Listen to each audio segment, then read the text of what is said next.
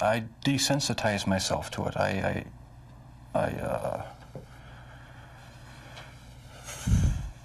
Hello everyone.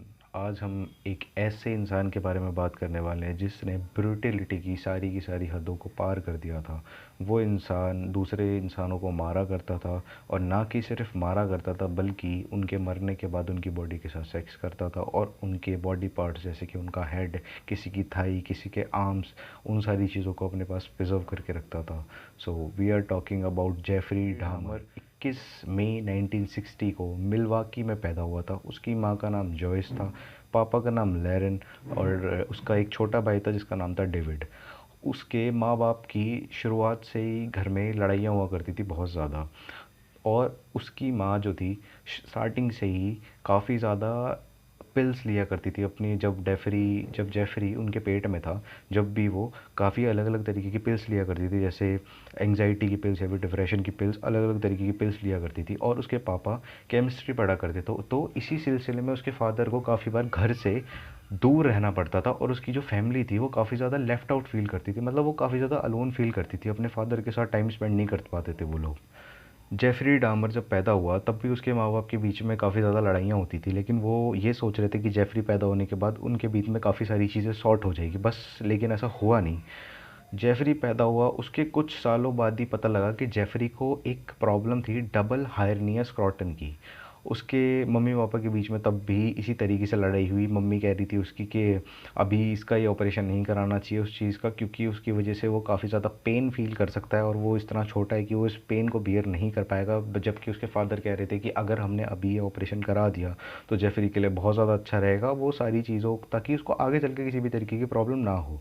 तो जैसे कि मैंने तुम लोगों को बताया कि उसकी जो माँ थी वो एंग्जाइटी और डिप्रेशन की पिल लिया करती थी, तो उस जब प्रेगनेंसी के टाइम पे भी उसे काफ़ी सारी दिक्कत आई थी, और जेफरी जब पैदा हुआ तो भी उसे काफ़ी सारी दिक्कत आई थी। तो जेफरी का ऑपरेशन होने के बाद जेफरी काफ़ी ज़्यादा बदल गया। मतलब वो काफ़ी ज़्यादा एंटी सोशल हो गया, और मतलब लोगों में कम रहने लग गया, अकेला अकेला रहने लग गया। और उसको मतलब घर घर के अंदर ही रहना पसंद था। एनिमल्स जैसे छोटे छोटे तितली वगैरह, कीड़े मकोड़े, इन सारी चीज़ों को वो पकड़ के लाता था और अपने गराज में रखता था। तो उसका इन सारी चीज़ों में इंटरेस्ट देख के उसके फादर ने उसको एक राइड पे लेके गए अपने साथ। उसने देखा, जब वो जा रहे थे तो उनको एक वहाँ पे मरा हुआ रकून मिला। रकून उन्होंने वहाँ पे उसको चेक करके, उसके फादर ने, लेरिन ने, उस रकून को चेक करके अपने साथ ही रख लिया, और घर पे आके जेफरी के सामने ही उसको डाइसेक्ट करा। डाइसेक्ट क्योंकि वो स्टडी वगैरह करते थे तो उनके पास डाइसेक्टिंग टूल भी थे। तो उसने जेफरी के सामने उनको डाइसेक्ट करा और उसके इंटरनल ऑर्गन्स के बारे में जेफरी को समझाना चालू करा। उस टाइम पे जेफरी 7 या फिर सिर्फ 8 साल का होगा, और मतलब उसके फादर ने उसके सामने ये सारी चीज़ें करी सिर्फ उसको ये टीच करने के लिए कि ये सारी चीज़ें, और इसके अंदर जेफरी का बहुत ज़्यादा इंटरेस्ट आया। तो उन्होंने उसको समझाया कि ये बॉडी पार्ट ये होता है होता है। लेकिन उसके फादर को लग रहा था जेफरी को इन सारी चीज़ों के बारे में पढ़ने में मज़ा आ रहा है, लेकिन जेफरी को वो पढ़ने में मज़ा नहीं आता था, सिर्फ एनिमल्स को कट करते हुए देख के उसके फादर को मज़ा आता था। तो इस चीज़ को देख के जेफरी के अंदर काफ़ी ज़्यादा उत्सुकता पैदा होने लगी। वो अपने जो घर के पीछे जो बैकयार्ड था उसके अंदर भी वो काफ़ी ज़्यादा एनिमल्स को मारा करता था, और वो खुद ही वहाँ पे डाइसेक्ट कर लेता था उनको, एनिमल्स को। उसके साथ साथ उसके फादर ने उसको उस जो एनिमल्स होते थे उनकी बोन्स को, उनके जो वेस्ट वगैरह बचा हुआ होता था, उन सारी चीज़ों को भी उसने सही तरीके से डिस्पोज करना भी सिखाया उसके फादर ने उसको। जेफरी करीब उस टाइम पे 7 या फिर 8 ही साल का होगा, ज़्यादा बड़ा नहीं था। धीरे धीरे जेफरी बड़ा होने लगा। जब वो जेफरी करीब 14 साल का था तो उसने पहली बार अल्कोहल वगैरह कंज्यूम करा, और उसको धीरे धीरे रियलाइज़ हुआ कि वो नॉर्मल लोगों की तरह नहीं है। उसको लड़कियां नहीं पसंद, उसको लड़के पसंद है, मतलब वो गे है। जब जेफरी ने आइडेंटिफाई करा, और जब जेफरी जब मास्टरबेट करता था तो वो नॉर्मल लोगों की तरह नहीं सोचता। वो सोचता था, जब मास्टरबेट करते टाइम पे वो सोचता था एनिमल्स को काटने के बारे में, और धीरे धीरे एनिमल्स को काटने से लेकर के उसको वही सेम चीज़ जो इमेजिन करता था, वही सेम चीज़ उसको दूसरे लड़कों में इमेजिन होने लगी कि वो जैसे उनको काटेगा तो उसको कैसा फील होगा। तो एक दिन जेफरी ने प्लान बनाया, उसके काफ़ी ज़्यादा डिसायर अंदर ही अंदर उसके उभरने लग गए। जेफरी धीरे धीरे इन सारी चीज़ों में पड़ा। उसने डिसाइड करा एक दिन, उसके एक जॉगर था जो उसके घर के सामने से डेली मॉर्निंग में निकलता था, उसने डिसाइड करा वो उसे मारेगा और उसके साथ वो सारी चीज़ें करेगा और वो अपना जितने भी डिज़ायर है उसे पूरा कर लेगा। तो Jeffrey picking up a hitchhiker and taking him back to the house and having complete control and dominance. Jeffrey एक बेसबॉल बैट लेके आया उसको मारने के लिए, लेकिन वो जैसे ही उस जॉगर ने उसके हाथ में बेसबॉल बैट देखा वो भाग गया, तो जेफरी भी घर में चला गया, तो तब उससे वो चीज़ नहीं हुई। कुछ टाइम बाद ही उसके जेफरी के जो मम्मी पापा थे जॉयस और लैरेन, उन दोनों का डाइवोर्स हो गया। उन दोनों ने डिसाइड कर लिया कि वो साथ में नहीं रह पा रहे, तो वो अलग हो जाएंगे। जो उसकी माँ थी जॉयस, उसने डेविड उसके जो छोटा भाई था उसकी कस्टडी ले ली, और लैरेन जो उसके फादर थे वो भी घर छोड़ के चले गए, वो भी अपनी एक दूसरी शादी कर ली। मतलब जेफरी को 18 साल की उम्र में घर छोड़ के चले गए। जेफरी ने उसके बाद काफ़ी ज़्यादा ड्रिंक करना शुरू कर दिया और उसने वीड वगैरह भी स्मोक करना शुरू कर दिया। मतलब यही उसकी मेन, यहीं पे उसका एक टर्निंग पॉइंट था कि वो अलग ही बन गया बिल्कुल ही। 18 जून 1978 को उसको एक लड़का मिलता है जिसका नाम था स्टीवन हिक्स। उससे उसकी दोस्ती होती है और वो सिर्फ 19 साल का था। वो जेफरी उससे कहता है कि तुम मेरे घर आओ, हम दोनों मिलकर चिल करेंगे। तो स्टीवन था जो उसके घर जाता है तो जेफरी से मिलता है। वो दोनों काफ़ी देर बैठ के बातें करते हैं और स्टीवन कहता है कि अब उसको कहीं निकलना है, मतलब कहीं घर के लिए जाने के लिए निकलना है। तो जेफरी को वो बात अच्छी नहीं लगती और जेफरी एक 10 किलो के डंबल से उसके सर में मारता है। मतलब वो एक तरीके से वो मर जाता है उसके बाद, लेकिन वो एक तरीके से जेफरी करना नहीं चाहता था। मतलब जेफरी वो चीज़ चाहता नहीं था, लेकिन वो बस उससे हो गई। जेफरी जब उसकी बॉडी को देखता है तो नॉर्मल इंसानों की तरह एक्ट नहीं करता, उसके अंदर से एक जानवर बाहर आने लगता है उसकी बॉडी को देख के। एक मतलब सेक्स करने की अर्ज उठने लग जाती है उसको, उसकी जब वो बॉडी देखता है तो वो उसकी मरी हुई बॉडी के साथ सेक्स करता है। उसके बाद वो उसके बॉडी के अलग अलग पार्ट्स करता है और उस अपने ही घर में उसको पीसेस में काट के डिस्पोज कर देता है। मतलब ब्लीच वगैरह में उसकी हड्डियाँ वगैरह सब कुछ गला देता है और जो भी उसकी राख वगैरह एंड में बचती है उसे अपने ही बैक यार्ड में वहीं पे गाड़ आता है। उसके बाद जब जेफरी, ये जो फर्स्ट किलिंग थी जेफरी की, वो एक्चुअल में प्लान नहीं थी। और इसके बाद जेफरी का एक अलग ही रूप निकल के आता है, मतलब उसके अंदर का एक एनिमल निकल के आता है इस चीज़ को करने के बाद। जेफरी इसके बाद उसके जो फादर होते हैं उसके फादर उसे ओहायो स्टेट यूनिवर्सिटी में भेजते हैं फॉर हायर स्टडीज़। लेकिन वहाँ पे जेफरी काफ़ी ज़्यादा, जो रूम थे वहाँ पे काफ़ी ज़्यादा अल्कोहल कंज्यूम करता है और वो अपने रूम में बैठ के चिल्लाता था बहुत ज़ोर ज़ोर से। तो उसको 6 महीने के अंदर ही वहाँ से भगा दिया जाता है यूनिवर्सिटी से। यूनिवर्सिटी से सीधा वो जाता है आर्मी में और आर्मी में उसको एज अ मेडिकल स्पेशलिस्ट उसकी ट्रेनिंग मिलती है। लेकिन वो एक दिन जो स्लीपिंग पिल्स और जो ड्रग्स वाली पिल्स थी, दो आर्मी ऑफिसर्स के ऊपर ट्राई करता है जिसकी वजह से उसको वहाँ से भी निकाल दिया जाता है। 24 मार्च 1981 को जर्मनी से यूएसए वापस आ जाता है, लेकिन उसे पता था कि उसे अपने घर नहीं जाना, अपने फादर के पास। तो वो मियामी चला जाता है और वहाँ पे 6 महीने तक एक बुचर शॉप में काम करता है। लेकिन 6 महीने बाद उसको उस बुचर शॉप से भी निकाल दिया जाता है क्योंकि वो बहुत ज़्यादा अल्कोहल कंजम्पशन करने लग गया था। वहाँ से वो अपने फादर के घर जाता है, लेकिन उसके फादर उसे एक्सेप्ट नहीं करते। वो एक सेकंड के लिए भी जेफरी को अपने घर में नहीं देखना चाहते थे, तो वो उसको उसकी दादी के घर पे भेज देते हैं। शुरुआत में सब कुछ बहुत ज़्यादा सही था क्योंकि जेफरी अपनी दादी से काफ़ी ज़्यादा अच्छे से बिहेव करता था और उनकी ग्रॉसरी वगैरह लाने में मदद भी कर दिया करता था। लेकिन कुछ टाइम बाद जेफरी ने अल्कोहल कंजम्पशन बहुत ज़्यादा स्टार्ट कर दिया और जेफरी काफ़ी ज़्यादा अलोन फील करने लग गया था। तो वो गे बार्स में जाया करता था और वहाँ पे लोगों को लेके होटल्स जाता था और उनके साथ हुकअप्स करता था। लेकिन उसको धीरे धीरे रियलाइज़ हुआ कि उसको कोल्ड बॉडीज़ बहुत ज़्यादा पसंद है, तो वो गे बार्स में जाके लोगों को लेके जाता था होटल में और उनको स्लीपिंग पिल्स देता था और उनके साथ सेक्स करा करता था। मतलब बिना उनकी कंसेंट के उनके साथ फिजिकल रिलेशन बनाता था। He preyed on the undetectable, people of color, gay people. But they took the word. Jeffrey ऐसे ही किसी लड़के के साथ उसी होटल के अंदर जाता है और जब वो सुबह उठता है तो वो देखता है कि वो आदमी मरा हुआ है, उसके बगल में पड़ा हुआ है और वो मरा हुआ है। तो उसको समझ में नहीं आता कि उसके साथ क्या हुआ, रात में उसने दारू के नशे में उसके साथ ऐसा क्या किया जिससे वो मर गया।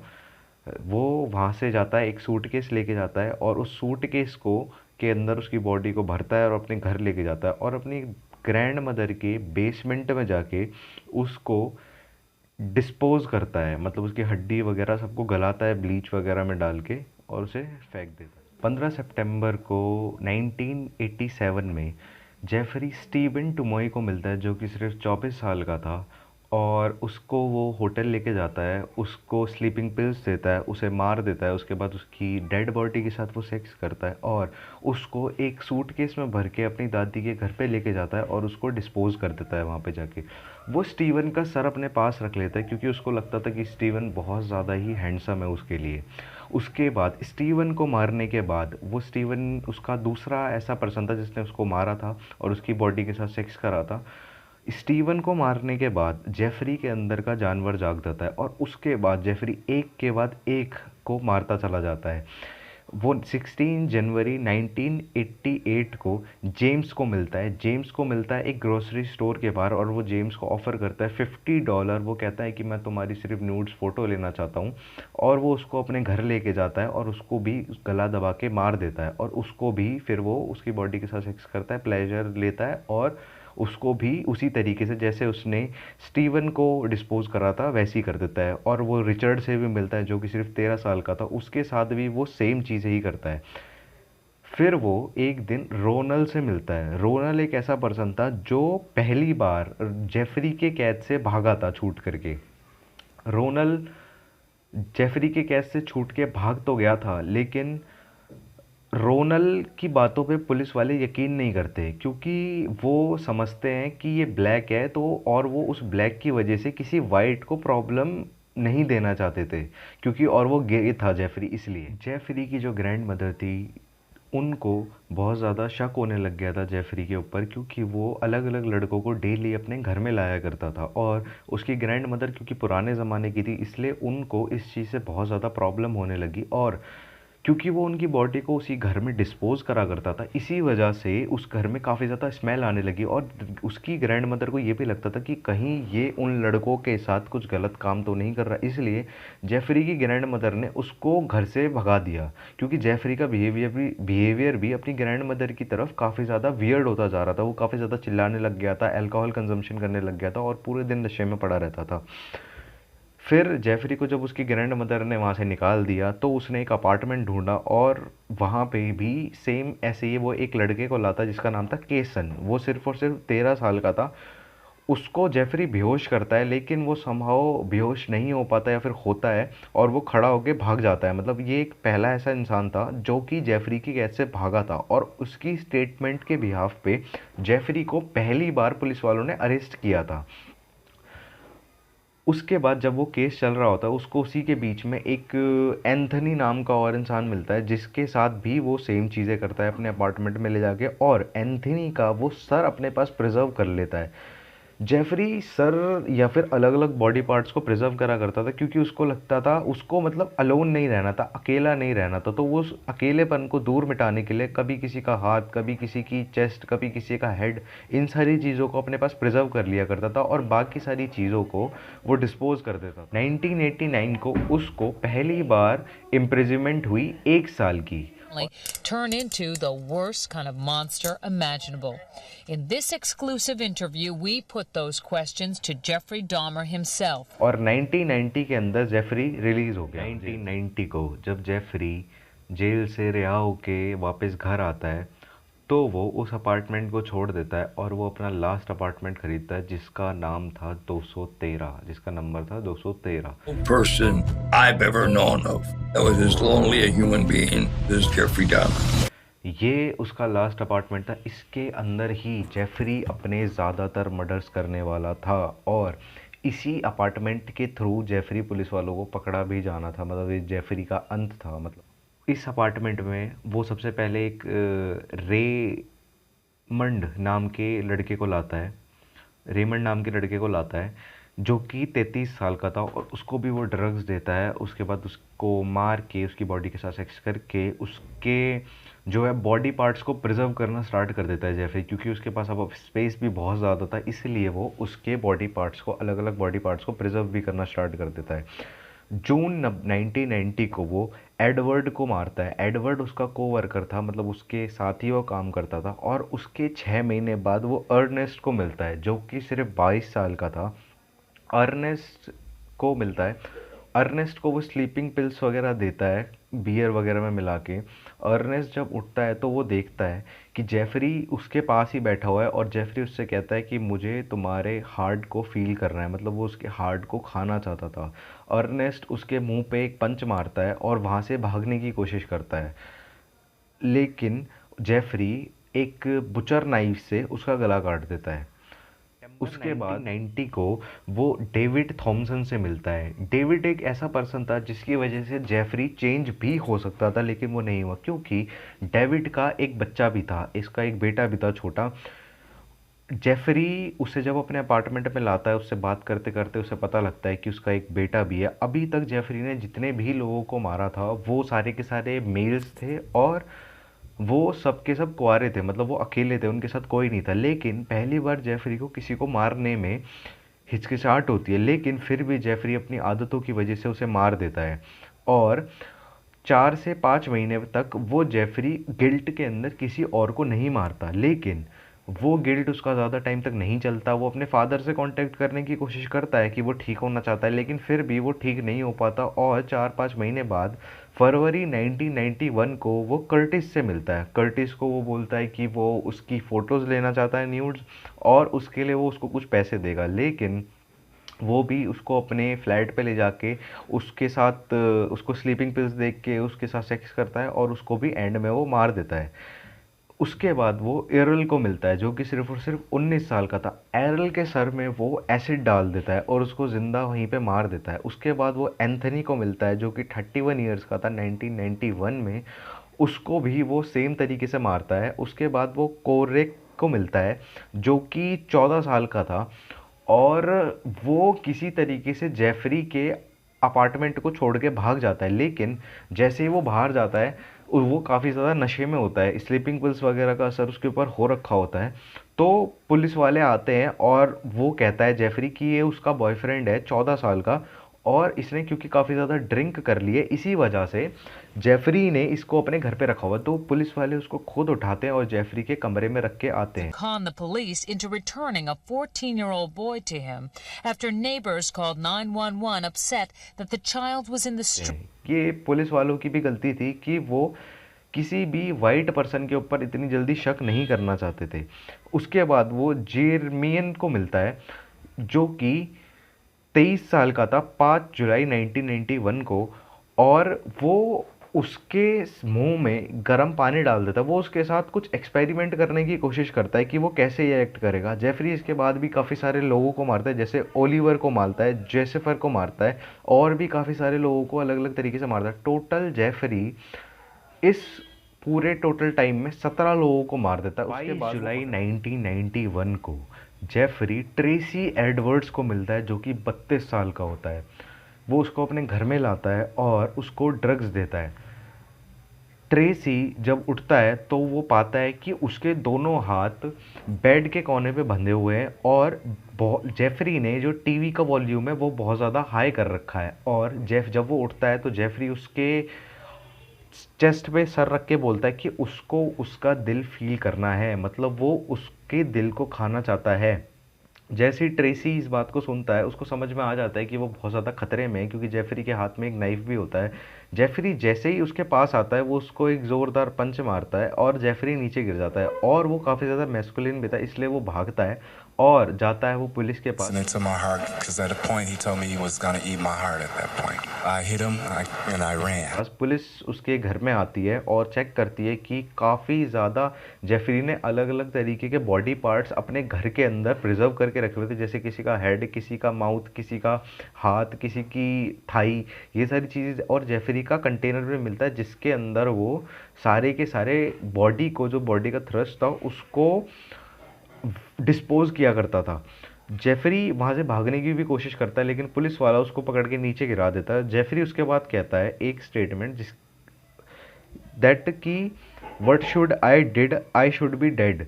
जेफरी ये स्टेटमेंट कहता है। उसके बाद जेफरी को जेल में भेजा जाता है। जेफरी काफ़ी ज़्यादा जेल में जाने के बाद उसका एक इंटरव्यू भी होता है। वो इंटरव्यू में काफ़ी ज़्यादा पोलाइटली और अच्छी तरीके से सबसे बात कर रहा होता है। Sexual preference. It was just to find an obsession with the best-looking young man I could find. Well, Jeffrey jail में जाने के बाद काफ़ी ज़्यादा अच्छी तरीके से बिहेव करने लग जाता है, और लेकिन उसके एक वीक के अंदर अंदर जेफरी को एक जस्सी नाम का इंसान वहीं पे मार देता है।